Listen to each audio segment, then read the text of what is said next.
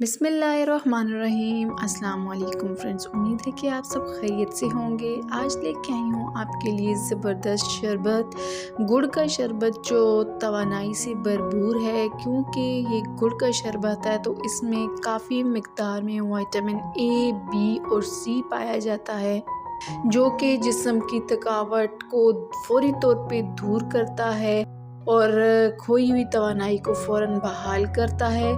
गुड़ में काफ़ी मिक़दार में आयरन पाया जाता है, जो खून की कमी को दूर करता है, ब्लड प्रेशर को नॉर्मल रखता है। तो चलिए इसको बनाते हैं। गुड़ की जितनी भी तारीफ़ की जाए, जितने फ़वाइद बताए जाए कम हैं। तो इसके शरबत बनाने के लिए मैंने एक पैन में 1 लीटर पानी ले लिया है। अब इसमें मैंने 2-3 पीस जो हैं जैगरी गुड़ के डाल दिए हैं और इसको मेल्ट होने तक पका लेंगे।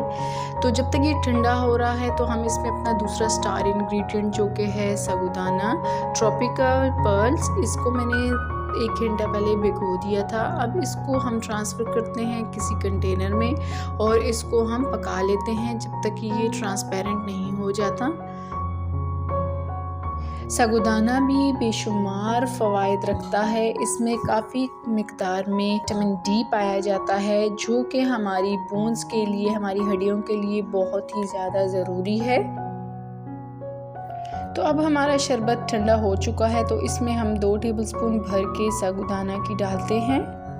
इसको मिक्स करते हैं और इसमें 3rd स्टार इंग्रेडिएंट है तुखमलंगा यानी चिया सीड, वो भी मैंने पहले भिगो दिए था। आप इसको 1 घंटा पहले भिगो दें।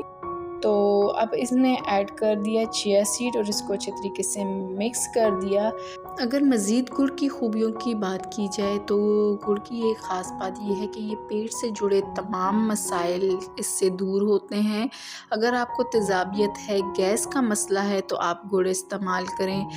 अगर आपको भूख नहीं लगती या भूख लगने पर खाना नहीं खाया जाता तो इसमें भी गुड़ नहायत ही करामत है। तो आपने इस ड्रिंक को लाज़मी ट्राई करना है। रमज़ान में तो ये बहुत ही ज़रूरी है। रमज़ान में इसको ज़रूर बनाइए, इसको एंजॉय कीजिए।